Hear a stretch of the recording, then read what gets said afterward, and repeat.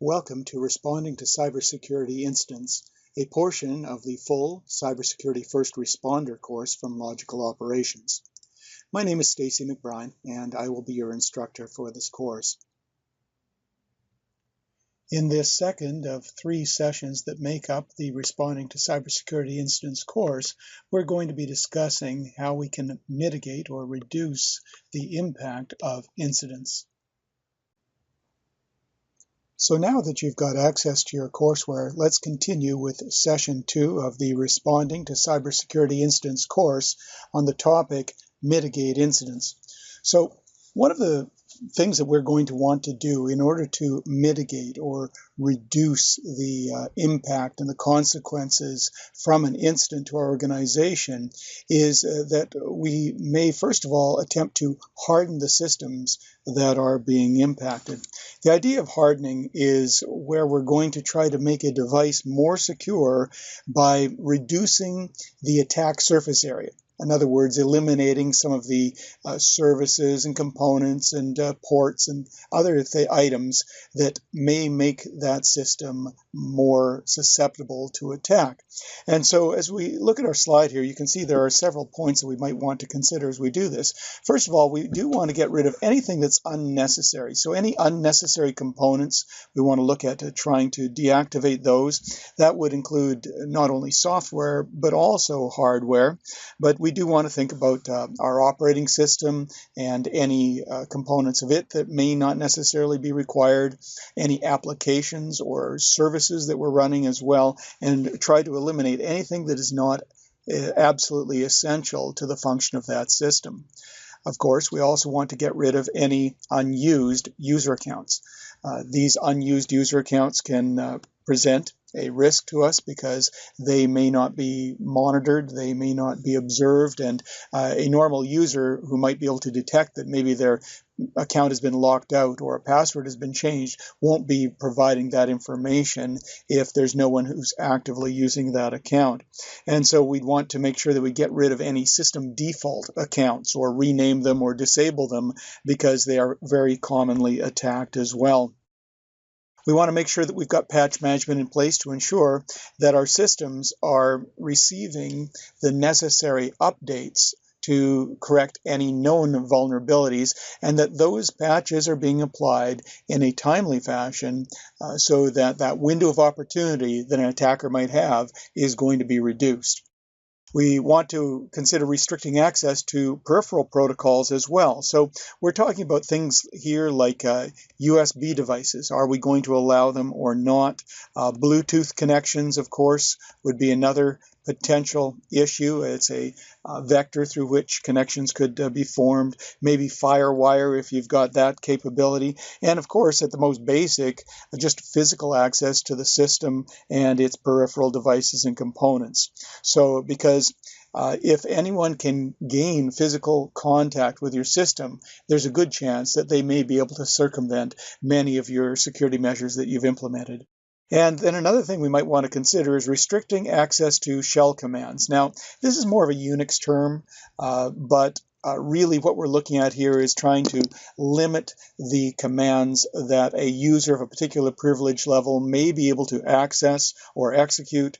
We could do this on a per user or per host basis.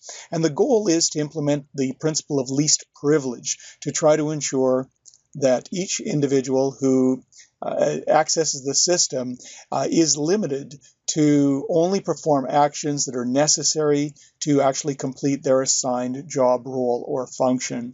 And so by restricting certain shell commands so that they cannot be executed unless that person has privilege, then of course this helps to reduce the impact of things like privilege escalation type attacks and so on. So in line with that, an example that you might want to check out is actually in our Logical Choice website. If you go to the Logical Choice website, you'll probably recall that we have Learn To activities that are available there. And one of the Learn To activities you might want to check out here is the Disable the Windows Command Prompt activity.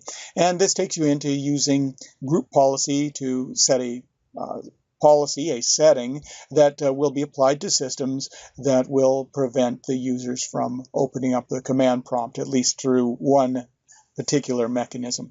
So by looking at that video, you'll be able to reinforce this concept of reducing that attack surface area and making the system more secure because of that.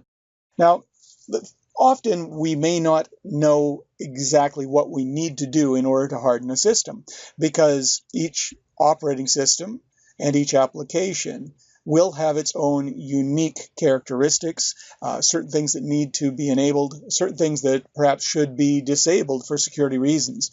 And unless you're intimately familiar with each of those systems, you just may not know everything that needs to be configured. And of course, over time, some of those configurations may need to be adjusted because of new vulnerabilities that have been identified, or perhaps new threats and exploits that exist out there in the world.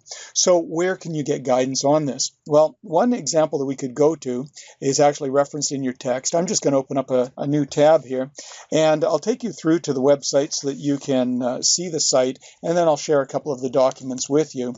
So if we go to https //benchmarks.cisecurity.org. It'll take us through to their homepage here for the Center for Internet Security.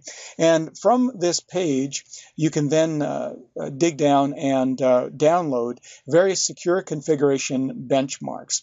Now, these secure configuration benchmarks really act as a baseline of configuration for our systems in order to provide us with a starting point for our systems that we would recognize as being a secure, common configuration that could be applied to all systems that are running a particular operating system or application. And so we can go into the security benchmarks, and under the security benchmarks, you can click on the download now link, and it will take you into the section where you can then download benchmarks for the various platforms that we may consider. So under available, free of charge, which is always good, you can see that we have information here. You can click on Browse Downloads, and it will show you the various downloads that may be available. So we have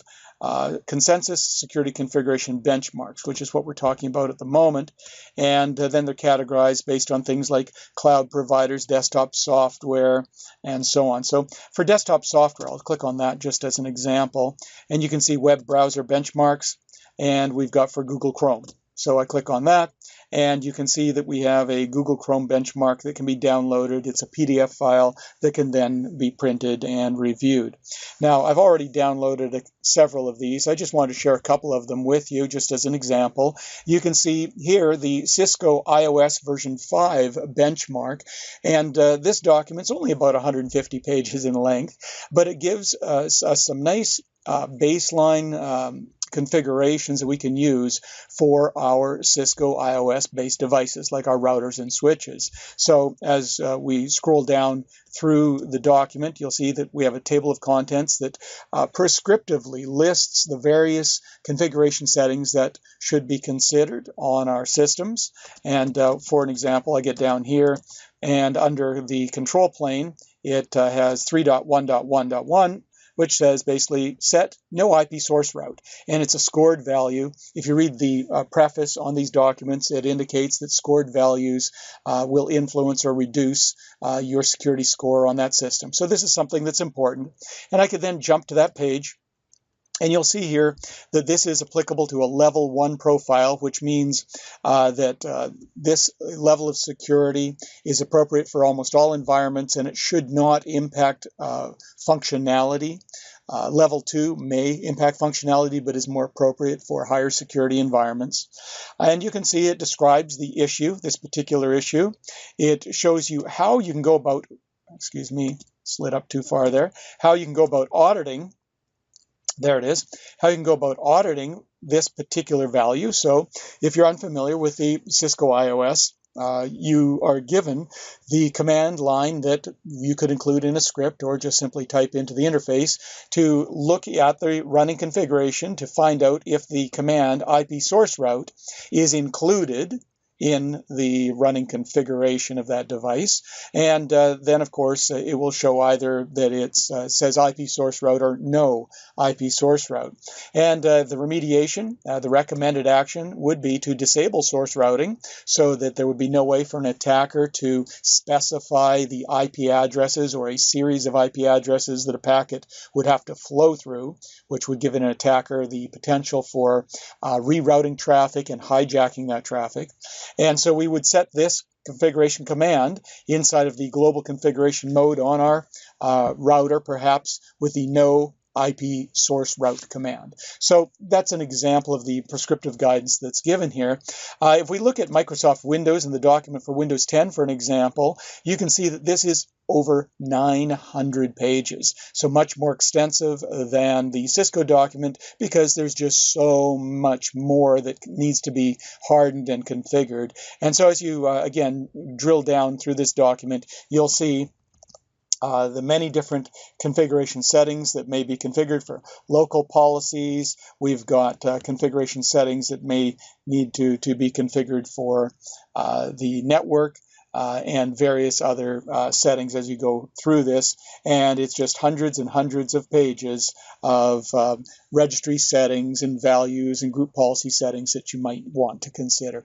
So if you're wondering, as I mentioned before, just exactly what should I consider in order to harden my system, you may want to have a look at those documents, as I mentioned, on the CIsecurity.org website. The link is in the courseware that you downloaded, and so check that out, and I'm sure that that will act as a great starting point for hardening your systems. Now, of course, if you are already under attack, it may be a little bit late to start hardening your systems, although you certainly can turn off services, block ports, and stop programs that may be executing, which could be leading to the attack being successful or the exploit that's going on. But at the same time, there are reasons we may want to sandbox or isolate our system so that we can analyze what's going on a little more closely before we take any of those actions as well. And so we want to think about this as a mitigation strategy. If a system has been compromised, or we believe it's been compromised, we may want to isolate it from other systems on the network so that if it has been infected with malware or any other type of active threat like that, then the chances of that spreading and impacting other systems will be reduced. So we may disconnect it from the network or move it to perhaps an isolated network segment or subnet that prevents it from communicating with other systems. If we're dealing with software that we think may have some malicious intent, or perhaps it's just software that we think it may be poorly written and it's causing problems on our systems. One way to analyze that is to take it out of a live environment and move it into a virtual environment, putting it into perhaps a VM and running it inside of that virtual machine. That way, the scope of or potential for it damaging any of your systems is going to be limited typically to those virtualized resources and assets within that virtual machine. And in this way, we may be able to analyze the behavior of the malware to get a better idea of what it may be doing to our actual production systems.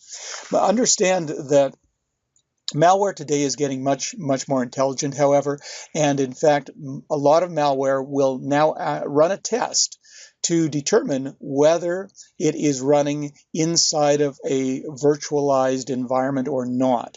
And if it determines that it is running inside of a virtual environment, often the malware will not deploy its payload. And in this way, it will be much more difficult for an investigator to detect whether a piece of code is malicious or not, because the malicious code will behave correctly in the virtual environment, but when it's placed on an open machine, it will then, of course, unleash its payload. So to be certain, you may actually have to install the software in question onto an air-gapped system that is isolated and just allow that software to actually run its course on an actual physical machine. So we do have to think about that as a potential possibility as well.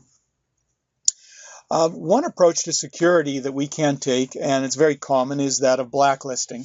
With blacklisting, we can block the known source of an attack. And so this is something that we can use as a response to an intrusion. So we've detected what we believe to be an intrusion or an incident. And so we could, if we can identify either the IP address that it's coming from, MAC address that it's coming from, maybe the ports that are being used or the protocol, or maybe it could be perhaps a piece of software that we identify as being the source of the problem, a malware that's been installed on a system. Any of those sorts of things, we could potentially, if we can identify the source, we could then place it on a blacklist, which basically says we're going to block any access from that location or from that system or from that software, so that, of course, that will limit the damage to our organization. So this tactic is useful, very useful in incident response, but of course the challenge here is that with blacklisting, you have to know what you're looking for. And so while you can blacklist a whole bunch of things, and you might even do this in preparation for attacks, you might configure a blacklist that says, well, I don't like this and I don't like that. The problem is all the attacker has to do is create one piece of software or connect from one IP address that is not on your blacklist, and your blacklist is now useless. And so while it can be an effective tool to dynamically defend yourself, a more effective approach is actually going to be to use another approach called whitelisting. And we're going to look at whitelisting in the next slide. So because of the limitations that we've considered, we know that blacklisting is not going to be necessarily your first choice for a proactive defense, but for reaction, it is entirely appropriate. Of course, when we move to whitelisting, now with whitelisting, what we're going to do is we're going to prohibit all access, period, unless we place the access on a whitelist that allows that type of communication or that piece of software to actually execute and to operate. So by whitelisting, this eliminates the concern about what we don't know, because it blocks everything you don't know. But the challenge is that in order to allow the things that you do trust, you're going to have to make sure that you've identified all of those items. And there's a very high probability that when you initially start to whitelist, you're going to break everything, because you may create a whitelist that you think is comprehensive and includes all of the applications and all of the network communications that your organization needs in order to operate effectively, and yet you'll have missed something. And the thing that you will have missed simply won't work because it has been blocked. Now, this prevents a more secure posture for us, but of course it means that every time a program changes, every time the source address of communications changes, that means we need to update our whitelist. And so it does become an administrative burden in order to keep these things up to date and functioning correctly, but it will provide the best level of security as well. In fact, often it's said that whitelisting is one of the few techniques that can be effective against unknown malware. Now, most known malware, of course, will be detected by your anti-malware software as long as the signatures have been kept up to date. But the problem with this is that there's always unknown malware. Someone out there in the world always gets infected with the first new variant of a piece of malware. And until that gets reported and until a new signature is generated and then deployed out to all of the systems, our systems are still going to be vulnerable to that. Now, of course, if you have enabled whitelisting for applications, then this will likely block that malware from execution, because many whitelisting solutions will be based on a hash value or a digital signature that represents a particular piece of software. If the software has changed, or if it is an unrecognized piece of software, it will be prevented from execution. Now, Microsoft has a solution for whitelisting of applications that is part of the Active Directory group policy, and it is called App Locker. Okay, so if you want more information on that, just go out and Google that perhaps, look up App Locker. And App Locker, as I said, gives us the ability to create whitelists of applications. It's much more effective than the previous iteration of Microsoft's attempt at this, which was called SRP, or Software Restriction Policies. SRP, it was easier to do blacklisting. Whitelisting was quite difficult because it was all manual. But App Locker, it includes wizards that allow you to scan a reference computer that has all of the correct trusted software running on it, so it will automatically build your whitelist rules for you, and then you would only need to adjust those rules as software is modified and changed. So can be very, very effective. Now, of course, the same approach to security can be applied not just to software, but also to network communications. And so we could implement a whitelisting policy on our firewall. And often, this is what we do for inbound traffic, certainly. Usually, most firewalls will block all incoming traffic unless the traffic has been explicitly permitted by an administrator, or usually administrators will create a rule that will allow traffic that is returned back to the system that is in response to outbound traffic to be dynamically allowed in. But one way or the other, we generally do use whitelisting for our inbound traffic. The trick is we may also want to start considering using that for our outbound traffic on our firewalls, because that would also perhaps prevent malware from communicating outbound. It's not 100% because often malware will use ports that other services would be using that would be permitted, and so it may be more of a challenge to block that. So whitelisting can be very effective, but remember, very restrictive. It blocks everything unless you explicitly allow it. Another approach we can use is DNS filtering. We know that we use DNS to resolve fully qualified domain names or host names into IP addresses so that we can then send our IP traffic to those hosts. And so by implementing DNS filtering, we can help to prevent our users from visiting websites that might be associated with known sources of malware, with criminal activity, with pornography, and various other things as well. There's common mechanisms available out there that organizations use. If you're looking at an enterprise solution, WebSense is very well known, and it works basically like this. We have for those on a budget, you could use something like OpenDNS. And so if you go out and query that, you'll learn a little bit about how OpenDNS can be used as a DNS filter to block access to various sites. Now, the thing is, these standard mechanisms can be used, but we can also use this as an approach to mitigate an incident. Because if we have perhaps been infected with malware, that malware may be using DNS lookups to propagate itself or to connect back out to an attacker's server. And so what we can do, perhaps, is we can block any access to specific sites that the malware may be querying. So the malware might be querying, evil.hacker.org and looking for the IP address of that domain name. And so what we could do is put a null entry on our DNS server that would, or on our host file, that would map that name, evil.hacker.org, to a null address, 0.0.0.0, which means now when the malware tries to communicate outbound, it would do the name resolution and it would not be able to find its host because, of course, it would be using this invalid IP address. And so by using this DNS filtering, we can prevent the malware from extending its grasp. Often what will happen when a system is first compromised nowadays, it's usually a multi-step process where one of the first things that will be placed onto a system is going to be a downloader.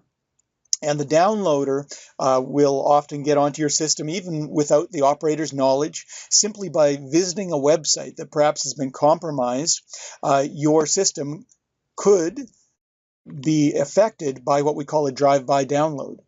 The drive-by download happens when you're using probably a browser that has a vulnerability in it that has not yet been patched, connects to a server that has been compromised.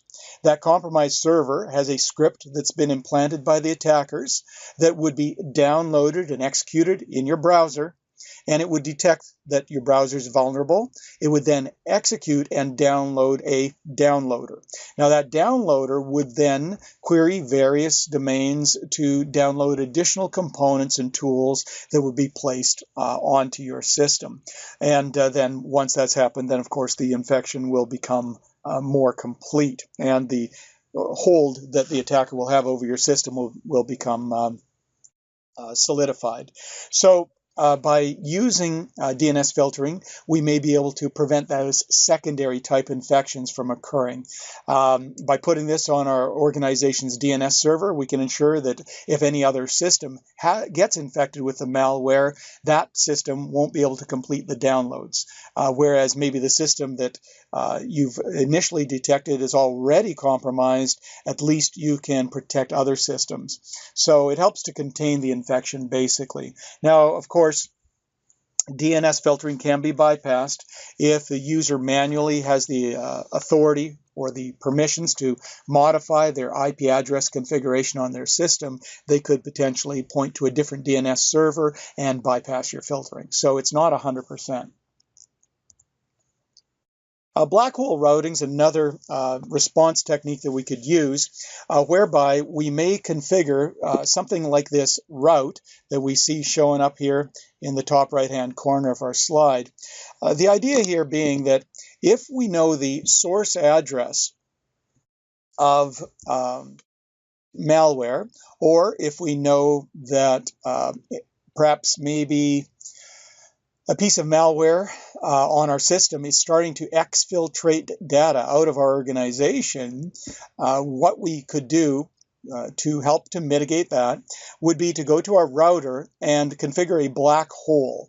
Now, this black hole routing basically is a routing table entry that is created that forwards any traffic that is going to a particular destination network, in this case the 24.213.156.0 network, and it sends that to the null zero device.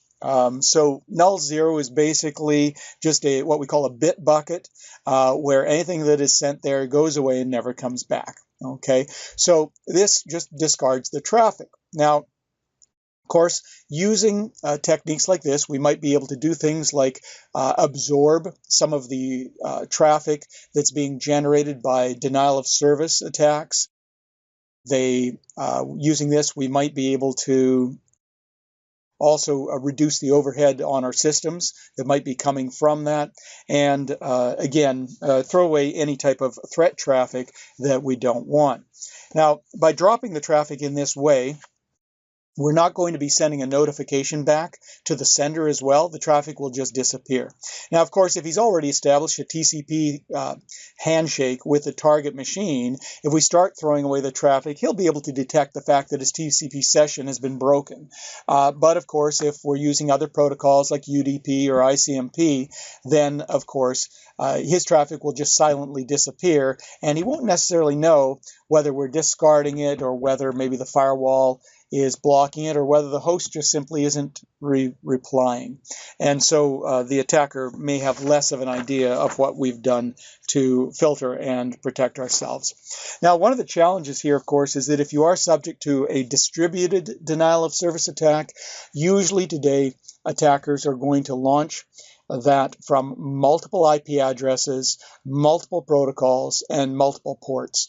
And so the ability to filter that based on the source information is very challenging. It's extremely difficult to determine exactly where the traffic is coming from, and we may need to use other techniques and actually engage our ISP to help filter the flow of traffic so that we can reduce the amount that's actually hitting our network. Mobile devices pose a significant risk to an organization, and all the more so today as a lot of organizations are starting to implement and use BYOD, or bring your own device. Now, bring your own devices seems like a good idea.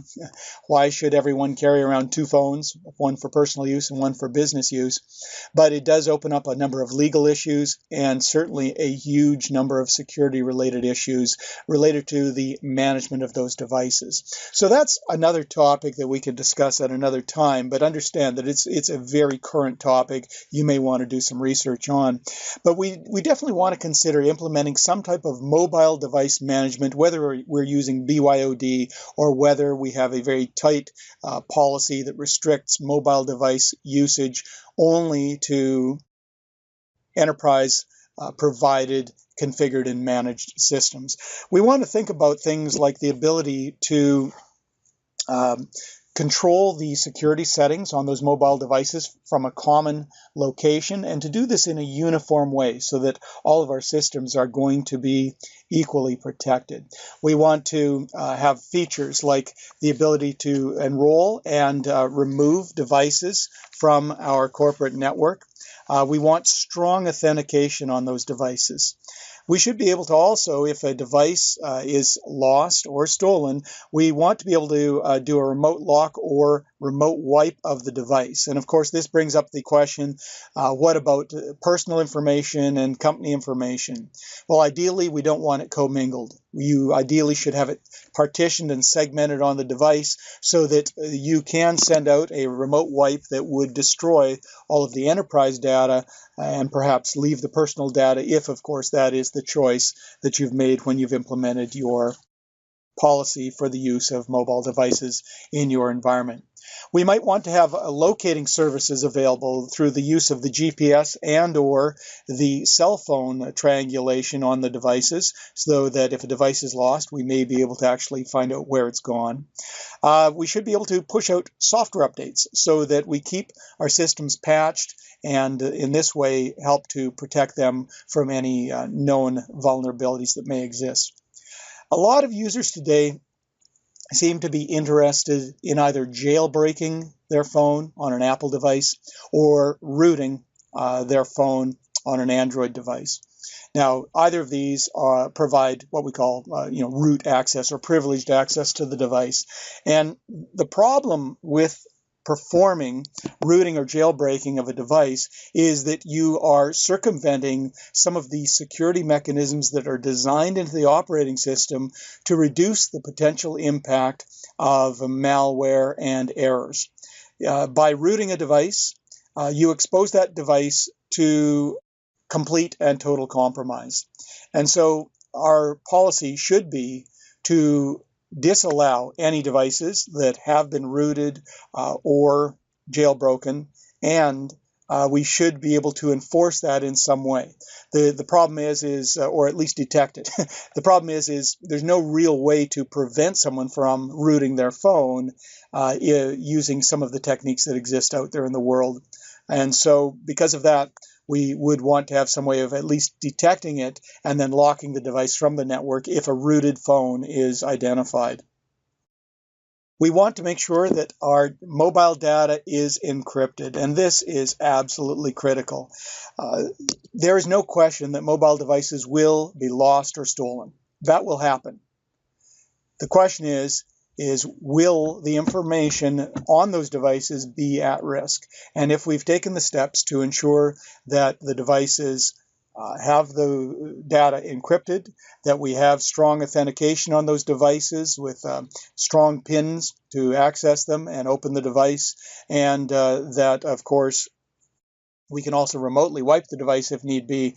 We've now got a nice mechanism that will help to mitigate the risk of data exfiltration through the loss of a phone. And we may want to consider also restricting some features on the phone.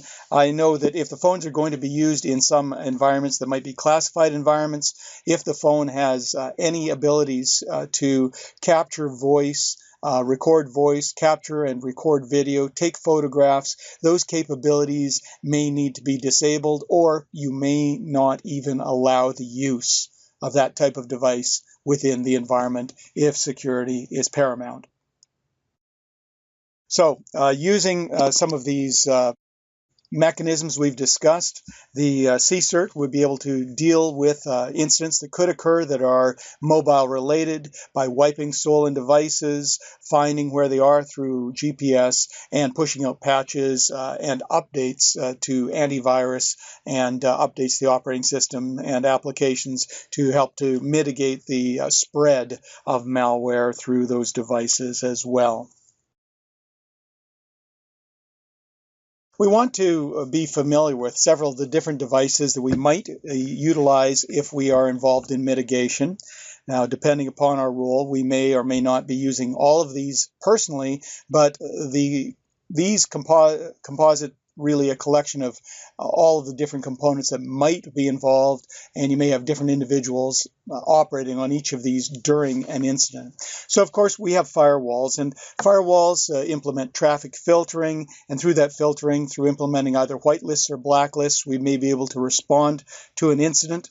We also understand that some of our firewalls today are things like web application firewalls or layer 7 or application layer firewalls, and these firewalls understand the protocols that are being used at the application layer so that they can look deep into them and determine whether those protocols are being misused or not. For an example, many of our BitTorrents today will pass their traffic over port 80 and use HTTP to pass their traffic. And unless you're looking deep into those packets, your normal firewall would simply see port 80 and think that that's okay, perhaps. But if we have something like a web application firewall, it will be able to detect those anomalies. Web application firewalls might be able to detect things like directory traversal attacks, cross-site scripting, SQL injection attacks, and other attacks like that that would be characteristic of attacks against maybe the HTTP protocol. Routers and switches can also be used. Of course, routers can be used as black holes.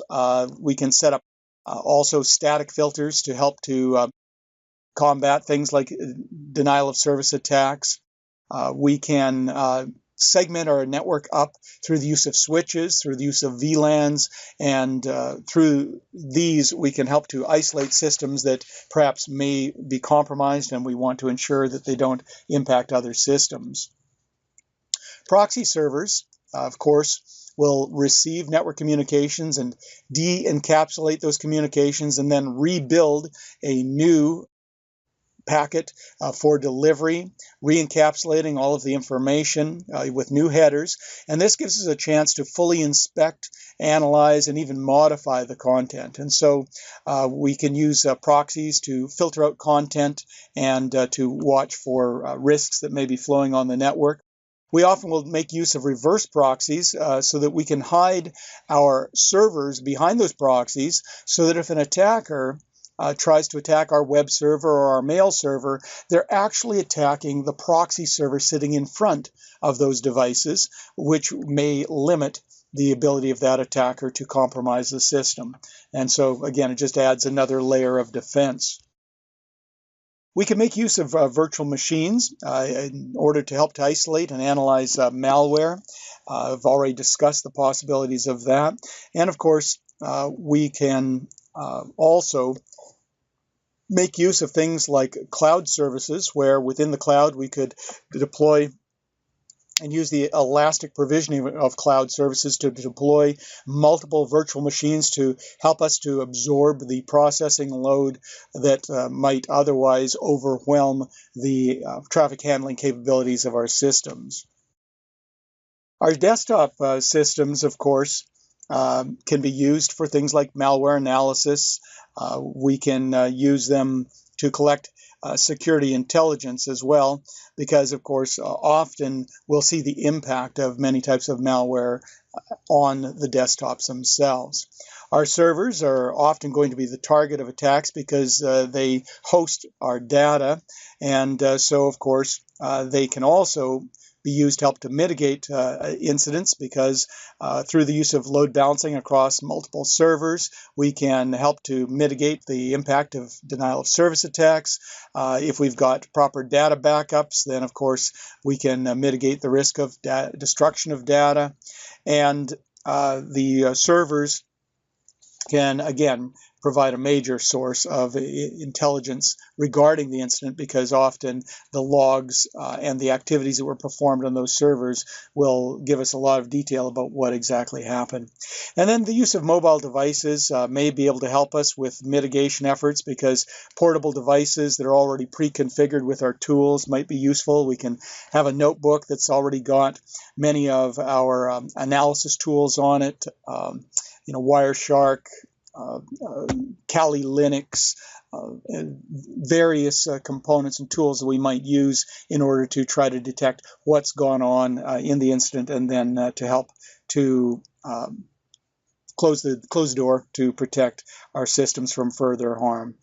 So using these types of devices in our incident response efforts and understanding how to use them appropriately is going to be very useful. And of course, usually you're going to focus on or specialize perhaps on only a few of these types of devices individually.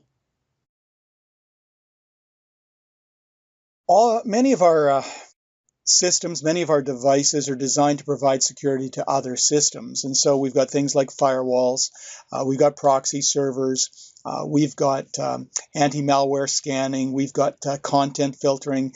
All of these different systems are designed to help to protect other systems. And so, of course, we need to make sure that those systems, first of all, are kept up to date with their patches and updates so that they are as secure as possible. And then, of course, we want to make sure that all of their signatures are regularly updated so that any systems that depend upon their protection are receiving the best possible protection. We know that our vendors often update our signatures daily, even hourly, and so we may want to ensure that our systems are set to automatically update those signatures so that we get and can identify some of the very latest threats that exist out there in the real world. Often, of course, as I've said, someone will be impacted by the first new variant of malware. So it's important that we participate in community efforts to alert antivirus and anti-malware vendors about these new variants. So if we are impacted by something, or if we capture a piece of malware that we believe or a piece of software we believe may be malware, we'd want to then perhaps upload that and make it available to our antivirus vendor through their programs in order to help others to avoid that impact as well. And so we can also develop custom signatures and definitions to match certain threats. We can share those with our other IDS or intrusion detection system users. And by doing this, again, community efforts will usually improve our response to incidents. There's a real strong movement towards this across the board. Many vendors today, one that comes to mind is Palo Alto. Their firewall product is designed such that once a particular firewall has detected what looks like anomalous, perhaps malware, that is automatically sent up into their cloud, analyzed, and as soon as it is determined to be either a true positive or a false positive, that information is then immediately reflected back out to all of the Palo Alto firewalls in the world, so that typically within about a 15-minute window, if a new piece of malware has been identified by that firewall, every Palo Alto firewall in the world knows about it. So, that type of community-supported effort where, and not just community-supported, but really cooperative, I should say, cooperative efforts where we're collecting data from all of these cooperative systems. It gives us the ability to collect and build security intelligence that we wouldn't be able to get in any other way. So that's pretty huge. Now, we have, if you look in your courseware, 3 case studies that describe 3 different data breach incidents that occurred. And I'm going to give you the opportunity to read through those on your own. They're not that long, but you're not going to get any more out of them from me reading them to you. And what I'd like for you to do is read through those, and then after you've read them, ask yourself if you would have done things differently than the team that responded, and why you may have done things differently as well. Can you identify some better way, or is there something that you see that they've done that you think you might be able to use in your environment? And this is what we always want to do, of course, with any incident that occurs, is we do want to consider generating and creating what we would call an after-action report or a lessons learned report that would describe what went on, what we did, and analyze then what we could do better next time so that we can improve our response to that particular type of incident. Now, this guideline slide is also duplicated inside of our logical choice environment. If you go to your logical choice environment, you'll find any of these guideline slides under the checklists tile. So you may want to check that out later on, and just as a reminder of some of the highlights of best practices that you may want to perform for incident response. Now, when it comes to mitigating incidents, these are the key points that we've run through as we've considered all this material together. We, of course, want to harden our systems and make sure that they're properly patched. If a system is impacted by an incident, it would be wise to isolate it, and perhaps if it's software, that could be placed in a VM. We can also control the traffic that's flowing to or from that system, and or the applications that are allowed to run on that through either blacklisting or whitelisting. And the use of DNS filtering may prevent users from going to sites that are known sources of malware. We could implement black hole routing to help to deal with malicious traffic and denial of service traffic. And if you're using mobile devices, you need centralized management. We need to understand also how the different devices that we have on our within our infrastructure can be used to mitigate the impact of an incident, and always keep your signatures on everything up to date. So all of that has been considered, and at this point hopefully should be pretty obvious to you. So in our first session together, we of course considered a little bit about the DevelTech incident that occurred, and you saw these slides before, but we've put them in here again to remind you of what's happened. So we know that there were multiple attempts to remotely access Charles' account from an IP address, and that his account got locked out because of those invalid attempts. Now, at the same time, a user named Linda accessed the server shortly after these other attempts from her internal workstation, but Linda's on vacation. So that leads us to believe that perhaps someone was trying to get in through Charles' account, was unable, and then physically went to Linda's desk and perhaps has now logged in through Linda's account. So you can see that the attempt to get in through Charles' account failed, but they got in through Linda's account. And then once on Linda's account, it adds more detail there on the third bullet. The attacker transferred a smartwatch schematic onto her workstation, copied the document to a removable drive, ejected the drive, and then deleted that document from Linda's workstation. And so we've got a data exfiltration issue going on here. So what we want to do now is look at activity 10-2. And what I want you to do now is to read through the 8 questions related to activity 10-2 after I read the scenario, and then pause the recording and consider your answers to those questions. So the scenario here is on identifying and analyzing an incident. Now that you've collected preliminary information about the incident and drafted a plan of action, it's time to respond. As a leader responder in DevelTech CSIRT, you've been asked or tasked with acquiring more data related to the incident and analyzing that data. So now pause the recording, read through those questions, try to answer them to the best of your ability, maybe even look back into the courseware, and then when you're ready, you can resume the play on the recording, and I'll summarize the answers for activity 10-2.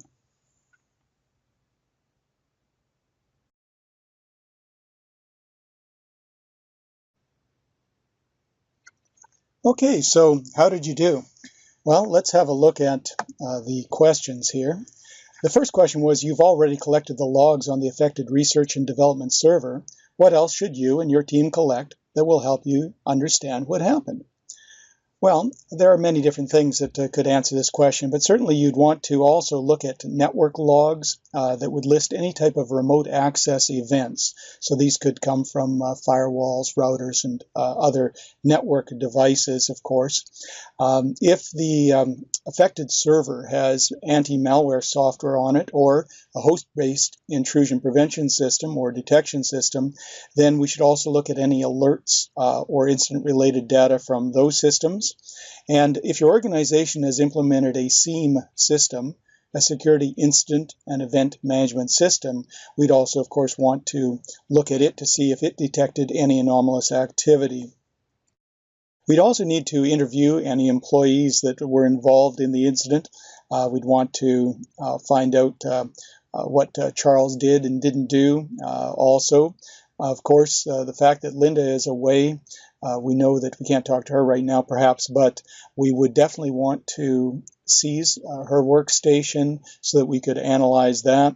If there's any CCTV surveillance footage, that might be useful as well, so that we can determine who was in the building at Linda's desk before 8 a.m. So by looking at things like proximity badge access logs, CCTV logs, and so on, we might be able to figure out who it was that actually used Linda's computer to steal that smartwatch schematic. The second question asks, or says, you've collected numerous sources of information which are possible indicators of an intrusion. Now you must analyze this information to determine whether an intrusion occurred, and if so, discover its nature. To begin with, your network logs show no history of the 67.240.182.117 IP address remotely connecting to any server within your Windows Active Directory domain. The IP address only connected once to the R&D server.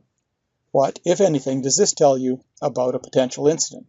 Well, the thing is, it doesn't really tell you much of anything necessarily because, while it could be an indicator of compromise in that maybe that's the source address that the attack came from, it is not going to be able to be proven to be that unless we can correlate that attempted access with the rest of the attack. And so maybe that address was that was the first time that a legitimate user ever connected into the domain from that IP, or maybe it was an attacker coming from the IP.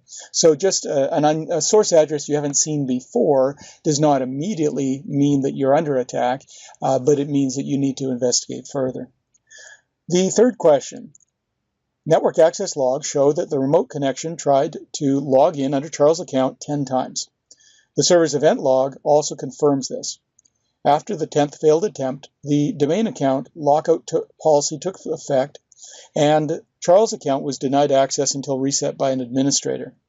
However, Charles denies that he tried to log in last night. So what does this suggest happened? Well, it suggests that some user, an attacker, was trying to guess Charles' password online.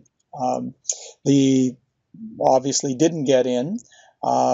And while somebody might say, well, maybe it was Charles and he's just too embarrassed to say that he forgot his password, you might understand that a person might mistype their password 2 or 3 times, but 10 times is a bit of a stretch. And so very unlikely that Charles forgot or mistyped his password that many times. And if he simply forgot his password, well, then, probably he would have called the help desk. But it is possible that he's trying to hide the fact that he did forget it. But more likely, of course, that some outsider was trying to gain access through Charles' account. Number 4, while some CSIRT members go to work on some of the more technical indicators of compromise, other team members manage to get a hold of Linda. After being informed that her workstation and account were used to access the R&D server while she has been away, the team members ask her if she can think of any way that someone else could have gotten a hold of her account password. Linda admits that because remembering several passwords is difficult, she wrote hers down on a piece of paper and placed it in the top drawer of her desk. What does this suggest about the role of Linda's account and workstation in the incident? Well, of course, based on what we read before, it suggests that because the attacker was able to log onto Linda's workstation, he likely found the password that she had written down and then used that to log in. And I mean, we've all probably seen this where users will place their passwords in their top drawer, under their keyboard, or even in a post-it note right on their monitor. Obviously,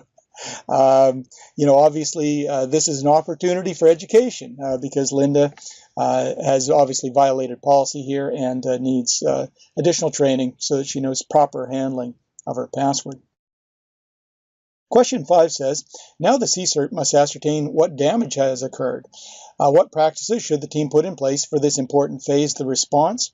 Well, of course, first of all, if the response team has a baseline in place so that they know what normal behavior and what a normal system looks like, then it will be much easier to detect a deviation from that normal pattern. And so by having those baselines for comparison, it'll be much easier to identify unusual files that have appeared on systems or unusual network communications that are not typical. Number 6, while analyzing collected data, a responder noted that nearly 2 minutes after Linda's account was logged into the research and development server, 7:45 a.m., the event logs show a removable storage device being attached to the workstation. The next related event was when the device was safely ejected at 7:50. So what does this suggest? Well, of course, it suggests that a person who logged onto Linda's workstation attempted to remove data from the workstation by copying that data onto a removable drive. It could also suggest that that person may have inserted the USB drive in order to copy something onto Linda's system, which could have been malware, maybe a keystroke logger, Trojan, or anything along those lines. Question 7, the research and development server was set up with a HIDS prior to the incident. A first responder tasked with analyzing the activity of the host-based intrusion detection system notices that an alert was generated at 7:44 a.m. The HIDS closely monitors confidential files on the R&D server, including design documents for Develtec's upcoming line of smartwatches. It detected that a particular file, smartwatch schematic3.png, was copied to a remote host. The remote connection was terminated at 7:45 a.m. There is no immediate trace of the document on its remote client destination. What does this suggest? Well, of course, it does suggest that that sensitive document was exfiltrated from the R&D server to a remote host, and that remote host, of course, because of the other evidence, was likely Linda's workstation. And of course, once it was copied to Linda's workstation, there's no evidence of the file on her workstation at the moment because the file was deleted from her workstation after being copied to the USB key. Question 8. Consider everything you've discovered thus far. What do you believe has happened? It could be that the attacker tried to use Charles' account, was unable to get in, went to Linda's desk physically, found her password in her drawer, logged in, copied the smartwatch schematic to a removable drive, deleted the file, ejected the drive, and of course stole that smartwatch schematic. So that gives you a quick summary of the 8 questions that we were considering. Now let's move on to our next activity, Activity 10-3. In Activity 10-3, under Containing, Mitigating, and Recovering from an Incident, there will be 5 questions that I'd like for you to deal with in the same way that we dealt with the questions for Activity 10-2. Let me read the scenario first. Now that you've identified the basics of the incident, you must contain it to stop it from bringing any more harm to your organization. You'll also need to wipe any potential lasting traces of the breach from your systems to ensure the issue is resolved. The next step will be to recover the business functions that were affected by the breach so that the organization can truly return to normal.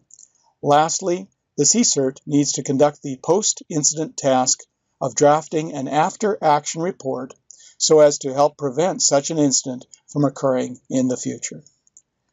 So now, you may want to pause the recording, consider the 5 questions, and attempt to answer them, and then once you've completed that, you may start the recording again.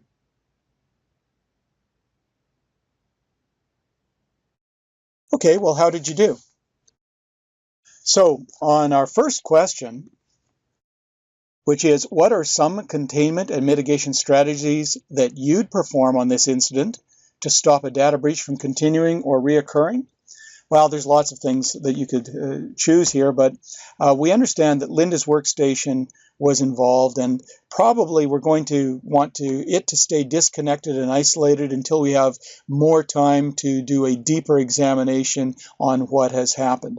We may, if the value of the incident is deemed high enough, we may decide to move into performing digital forensic examination of her workstation to gather more evidence. And in fact, that's what we would do in the next lesson in the full version of the Cybersecurity First Responder course. In addition to that, we may want to perform malware scans on any of our systems to determine whether there was malware involved.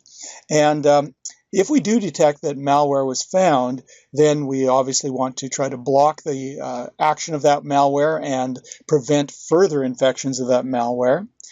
We should probably disable both Charles and Linda's account for the time being until we determine that whether those accounts were compromised or not, and the appropriate steps to, again, mitigate that risk. Now, when we're thinking about that, of course, we'll probably talk about that in our question number 4. We'll decide exactly how we're going to handle their accounts. And then, of course, we want to maybe, because we have been breached, increase our monitoring and make sure that we pay particular attention to any servers that are containing sensitive information in case the attacker has implanted other, perhaps backdoors or mechanisms through which they may come back and try to additionally exfiltrate more information. The question number 2. What likely cannot be contained by the CSIRT team as a result of this breach?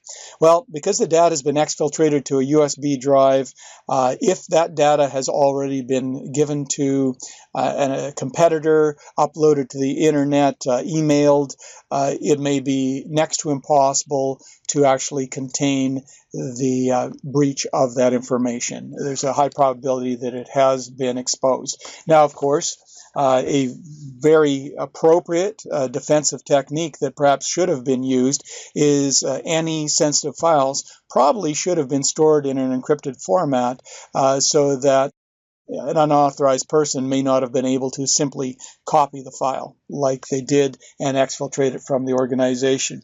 They also could have looked at using something like a DLP solution for data loss prevention, or using digital rights management to, again, prevent the movement of that file to an improper container. Question number 3.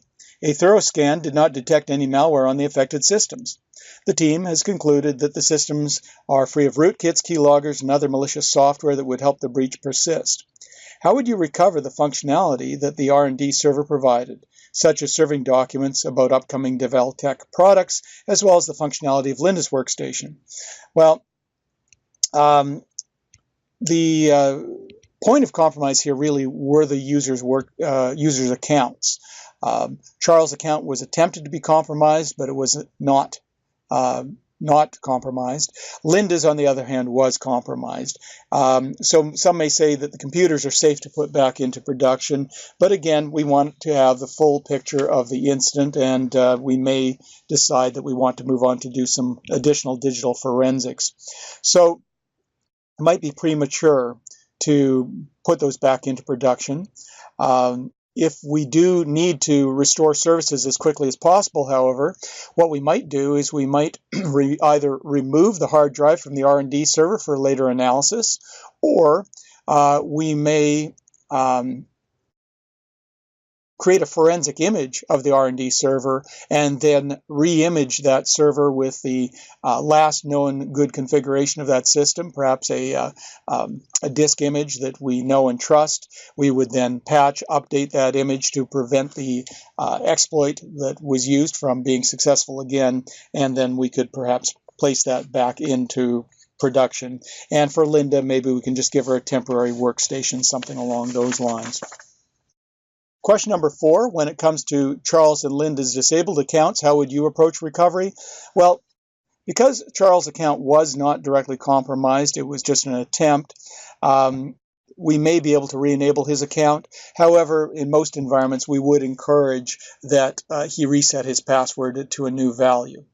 Linda's account was compromised. Her password was exposed, and she definitely must assign a new password to that account before we can re-enable it. So an administrator would perhaps reset her password to a random value, which would be provided to her, and then require her to change her password following the security policy, the password policy, so that she can set a new secure password on her account that she's not going to write down.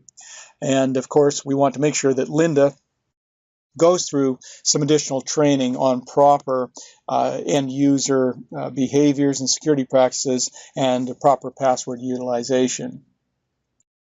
Question 5, the situation appears to have been mitigated and normal business operations have been restored. A new physical machine is hosting a recent backup of the R&D server. Charles' account has been re-enabled. Linda has been given a new workstation and will undergo security training when she returns from vacation. Now the team must draft an after-action report, or AAR. What lessons have you learned from this incident? And what suggestions do you have so that an incident like this is prevented in the future? And what other content should be in the report? While the after-action report should outline all of the actions that the CSIRT took, we need to document every step that was taken and determine whether there were better ways to get the job done as well. We want to also ask ourselves, is there anything that should change as a result of this incident? What can we learn from the incident? Is there some reconfiguration that would prevent these things from occurring in the future? Should we look at some new technological solutions, or have we identified perhaps a need for increased and improved training and awareness for our employees? We might make recommendations like encrypting all of our R&D data, having more common, more frequent company-wide training, and perhaps even implementing, as I mentioned before, a data loss prevention mechanism. So as we've looked at this session together, we've looked at some of the things that we can do to mitigate the impact of an incident. So hopefully you've enjoyed session number 2, and look forward to seeing you back here for our 3rd and final session in the Responding to Cybersecurity Incidents course.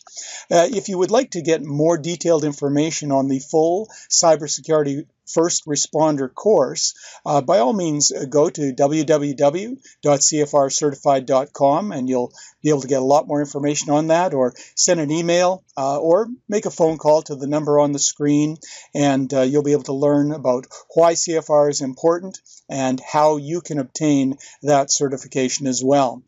The exam objectives are listed there on the CFRcertified.com website as well. And if you're ready to take the exam, of course, you can obtain the exam voucher using the tiny URL that is also shown on the screen.